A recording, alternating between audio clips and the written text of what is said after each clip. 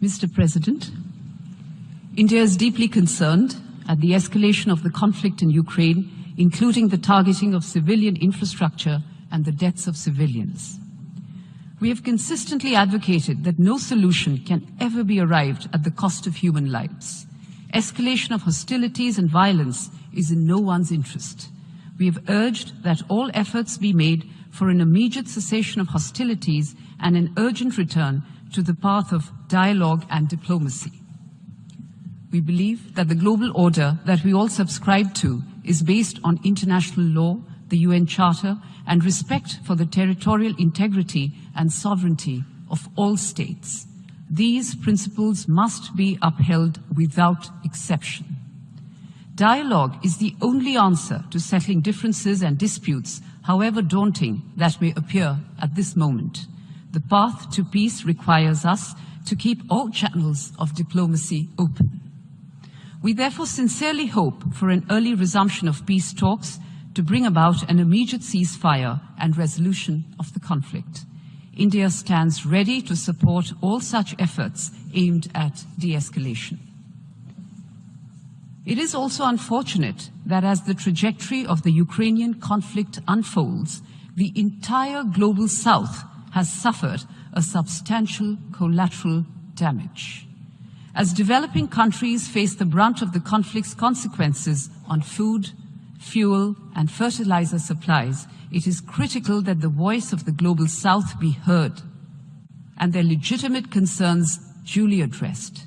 We must therefore not initiate measures that further complicate a struggling global economy.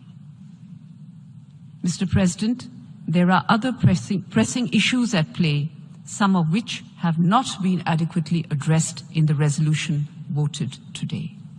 Our decision to abstain is consistent with our well-thought-out national position.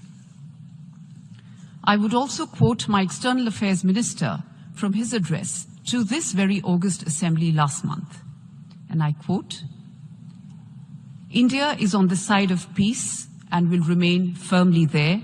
We are on the side that respects the UN Charter and its founding principles. We are on the side that calls for dialogue and diplomacy as the only way out. We are on the side of those struggling to make ends meet, even as they stare at the escalating costs of food, of fertilizers, and of fuel. It is therefore in our collective interest to work constructively, both within the United Nations and outside, in finding an early resolution to this conflict." Unquote.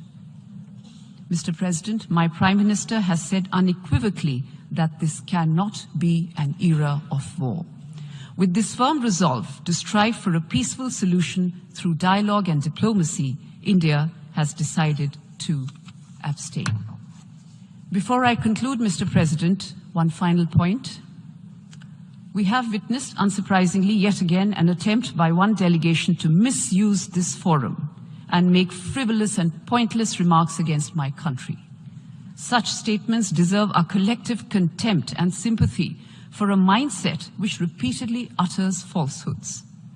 It is important, however, to set the record straight. The entire territory of Jammu and Kashmir is and will always be an integral and inalienable part of India, irrespective of what the representative of Pakistan believes or covets. We call on Pakistan to stop cross-border terrorism so that our citizens can enjoy their right to life and liberty. Thank you. It's great to see you here. Thank you for watching our work. If you haven't subscribed yet, don't forget to click the bell icon and subscribe to Mojo Story and support independent, robust journalism.